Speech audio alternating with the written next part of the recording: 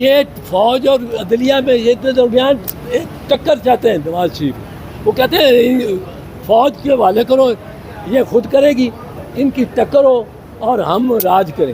یہ فوجی عدالتیں اگر لگانی ہے تو ان کانسٹیٹیوشنل امینڈمنٹ کرو گے تو لگے گی، جیسے پہلے بھی ہوا 21 اور 23. بیرسٹر صاحب آپ کو فل کورٹ پہ اعتراض ہے؟ نہیں، ہمیں کوئی اعتراض نہیں ہے، لیکن اس وقت اعتراض ہے. اس سٹیج پہ اتنی بحث ہو چکی ہے.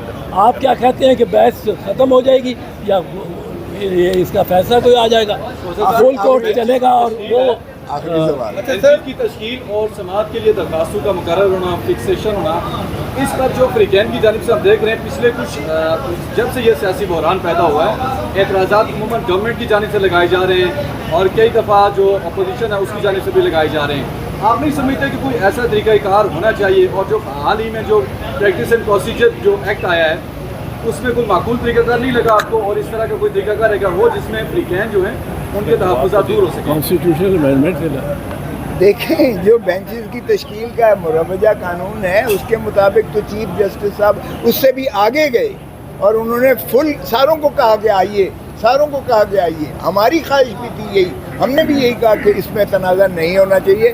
سب ججز کو یہ فیصلہ کرنے دیں کہ کیا سویلینز کو ملٹری کورٹ اسٹرائک کر سکتے ہیں کہ نہیں ہے. یہ بنیادی حقوق کا مسئلہ ہے آئین میں، اور آئین کے تحفظ کا آپ نے حلف اٹھا رکھا ہے.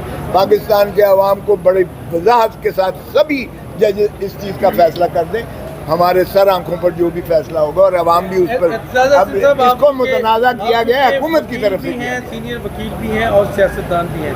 آپ نے بھی بات کی کہ ان کا فارمولہ ہے کہ معاملہ تو فوج کے حوالے کرو اور خود راج کرو. یہ فارمولہ انہی کا ہے یا اس سے پہلے بھی مختلف سیاسی جماعتوں کا مختلف ادوار میں رہا ہے؟ ذرا یہ بریف کرتے ہیں. مختلف ادوار میں رہا ہوگا، پیپلز پارٹی کا کبھی نہیں رہا. ایک چیز آپ کو بتاؤں، میں انٹیریئر منسٹر بھی رہا ہوں پیپلز پارٹی کا، اور میں اس وقت بھی 1988 ٹو 1990 بہت بحث تھی کہ سندھ میں آرٹیکل 245 کے تحت کو نافذ کر کے، اور آرمی چیف اور پریزیڈنٹ غلام اسحاق ہم پہ دباؤ ڈالتے تھے، بی بی شہید پہ دباؤ ڈالتے تھے کہ آپ یہ فوجی عدالتیں لگنے دیں ورنہ سندھ میں افراتفری رہے گی، ایم بوری بند لاشیں اور وہ بڑا. اب ہم نے بی بی کا یہ فیصلہ تھا کہ میری گورنمنٹ ڈسمس کر دیں، میں نے ملٹری کورٹس نہیں لگنے دیں. اب ملٹری کورٹس کا نہ لگایا جانا یہ ایک وہ چارج شیٹ جس پہ بی بی کو ڈسمس کیا گیا، اس میں ایک چارج تھا کہ آپ نے آرٹیکل 245 کو انووک نہیں کیا. تو ہم پیپلز پارٹی کے بارے میں یہ ثابت نہیں آپ کی بات.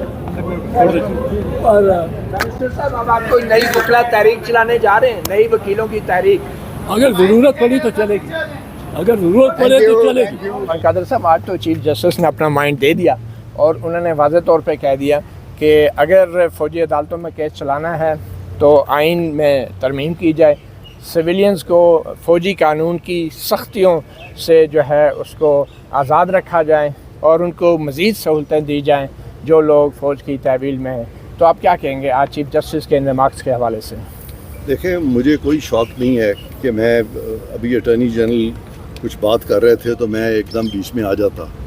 اس کا ایک ہی مقصد تھا، اور وہ تھا کہ میں سپریم کورٹ کا ٹائم بچانا چاہ رہا تھا. کیونکہ اگر یہی ریکویسٹ جو میں نے آج کی ہے، اگر میں کل اٹارنی جنرل صاحب کے آرگومنٹس کے بات کرتا تو پھر مجھے کہا جاتا کہ آپ نے یہ ریکویسٹ پہلے کیوں نہیں کی تھی. ابھی بھی کہا جا رہا ہے اٹارنی جنرل صاحب کو کہ اتنی ساری ہیئرنگ ہو گئی ہے، دوسری سائڈ نے اپنے جو آرگومنٹس ہیں وہ کنکلوڈ کر لی ہیں، لہذا آپ اس وقت جو فل کورٹ کی استدعا کر رہے ہیں. اور اٹارنی جنرل صاحب جو ہیں ان کو کچھ کویسچننگ کی گئی، ایک میڈم جج ہیں انہوں نے بھی کویسچننگ کی، ان سے پوچھا کہ آپ نے یہ بات کر کیوں دی ہے فل کورٹ کی. ہاں، تو میں سمجھتا ہوں کہ اٹارنی جنرل جو ہے it's a very important position. ان کو فرسٹ رائٹ آف آڈینس ہے انڈر دا کانسٹیٹیوشن. میڈم کو چاہیے تھا اور چیف جسٹس صاحب کو چاہیے تھا ان کی بات آرام سے سنتے، اپنا مائنڈ جو ہے وہ نہ ڈسکلوز کرتے. اسی لیے میں کورٹ کا ٹائم بچانا چاہتا تھا، اور میں نے پھر جلدی سے ان سے ریکویسٹ کی. میں نے کہا جی مجھے تو صرف 1 منٹ چاہیے، تو میں نے ایز یوزول 1 منٹ نہیں لیا، میں نے 15 سیکنڈ میں اپنی بات مکمل کی. وہ کیا بات تھی سر؟ میں نے کہا جی میں ریکوزل چاہ رہا ہوں چیف جسٹس صاحب کا اور 2 ان ججز کا جن کے بارے میں آپ بارہا اپنے پروگرامز میں لفظ لائک مائنڈڈ یوز کر چکے ہیں، اور میرے پاس کمپیلنگ ریزنز تھے اور بہت سارے سینئر ججز کے جو آرڈرز ہیں وہ بھی آن ریکارڈ ہیں، تو ان ساروں پہ میں بات کرنا چاہتا تھا، لیکن پھر بینچ اٹھ گیا اور اب کیس کل پہ چلا گیا ہے، تو انشاءاللہ اس پہ مزید بات اب کل ہوگی۔ اب مگر ایک طرف اٹارنی جنرل فل کورٹ کی بات کر رہے ہیں اور آپ 3 ججوں پہ اعتراض کر رہے ہیں، تو یہ کورٹ کیسے بنے گی؟ چیف جسٹس بھی نہیں ہوں گے، کچھ ججز بھی نہیں ہوں گے، کچھ ججز ویسے ہی نہیں بیٹھنا چاہتے، تو چیف جسٹس نے تو کہا ہے نا کہ یہ اویلیبل ججز یہی ہیں، باقیوں نے کچھ نے انکار کر دیا ہے، کچھ چھٹیوں پہ کچھ باہر ہیں، تو اس کو آپ فل کورٹ ہی تصور نہیں کیا جا اس کی سکتا؟ وجہ یہ ہے کہ آپ خود کہہ رہے ہیں کہ انہوں نے اپنا مائنڈ دے دیا ہے، تو جب انہوں نے اپنا مائنڈ آپ میڈیا کے کہنے کے مطابق دے دیا ہے، تو میں کیسے کہوں کہ آپ اپنا مائنڈ دے کے بیٹھے رہیں؟ تو میرا مطلب ہے کہ فل کورٹ بٹھائیں، لیکن وہ جن لوگوں کو آپ لوگ کہتے ہیں، جن لوگوں کو ان کے اپنے بردر ججز کہتے ہیں کہ وہ لائک مائنڈڈ ہیں، صرف ان کی حد تک میں نے یہ ریکویسٹ کی ہے آج، لیکن انہوں نے مجھے ڈیفینیٹلی سنیں گے انشاءاللہ کل، تو میں نے اس لیے بات کی تھی تاکہ کل جب وہ مجھے سنیں گھنٹے کے بعد، 2 گھنٹے کے بعد یا 2 دن کے بعد، تو میں ان کو کہہ سکوں کہ میری کوشش تب بھی یہی تھی کہ آپ کا ٹائم بچایا جائے، تاکہ بعد میں یہ نہ کوئی کہے میڈیا سے اٹھ کے کہ عرفان قادر خاموش کیوں بیٹھا رہا تھا، اور عرفان قادر نے آج 2 دن کے بعد یہ کیوں بات کی، پہلے کیوں نہیں کی؟ کیونکہ مجھے آپ لوگوں سے بھی بڑا ڈر لگتا ہے، آپ کی تنقید سے بھی ڈر لگتا ہے۔ نہیں سر، یہ بتائیں کہ ایک طرف اٹارنی جنرل ہیں وفاق پاکستان کے نمائندہ، تو کیا وزارت دفاع وفاق پاکستان میں نہیں آتی؟ ان کو الگ سے وکیل کیوں کرنا پڑ رہا ہے؟ ہاں، بڑا اچھا سوال ہے۔ اٹارنی جنرل کی ایک منفرد حیثیت ہے، جو لیگل کویسچنز ہوتے ہیں اٹارنی جنرل کو اپنی انفرادی حیثیت میں ان کو نوٹس ہوتا ہے، لیکن جو وزارتیں ہیں وہ اپنے وکلا کر سکتی ہیں، اور انہوں نے مجھے کیا ہے، اور میری ایک ڈیوٹی ہے، اور میری ڈیوٹی جو ہے وہ بہت اہم ہے، وہ یہ ہے کہ میں نے ہر وہ قانونی نقطہ اٹھانا ہے جس سے کہ مجھے انصاف ہوتا ہوا نظر آئے۔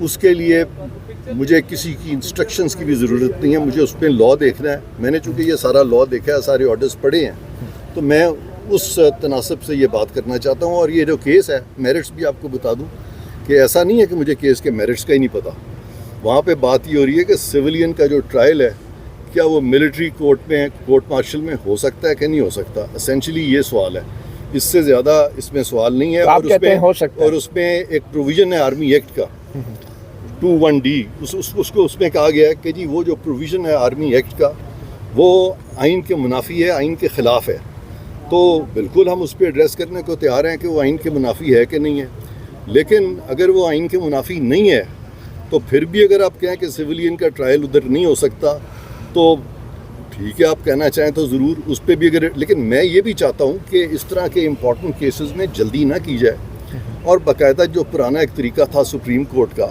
کہ پہلے کویسچنز فریم ہوا کرتے تھے کہ جی ان کویسچن پہ آپ نے ایڈریس کرنا ہے، ابھی کچھ چیزیں ہیپ ہیزرڈ جا رہی ہیں، اور میں چاہتا ہوں کہ کورٹ کا جو ٹائم ہے وہ بچے اور ایک اچھا فیصلہ ہے جس سے کہ سب کی ون ون سچویشن ہو۔ صبح چونکہ آپ نے مجھ سے یہ بات کی تھی تو میں نے کہا تھا کہ میری تو یہی کوشش ہے کہ سب کے لیے ون ون سچویشن ہو۔ نہیں ایسے کیا فارمولہ ہے سر آپ کے پاس؟ یہی فارمولہ ہے نا کہ کورٹ کنٹروورسی سے بچے۔ جب ہمارے چند ججز جو ہیں وہ کنٹروورشل ہوں گے تو ون ون سچویشن نہیں ہوگی، جب وہ اپنے آپ کو کنٹروورسی سے بچائیں گے تو ون ون سچویشن ہوگی۔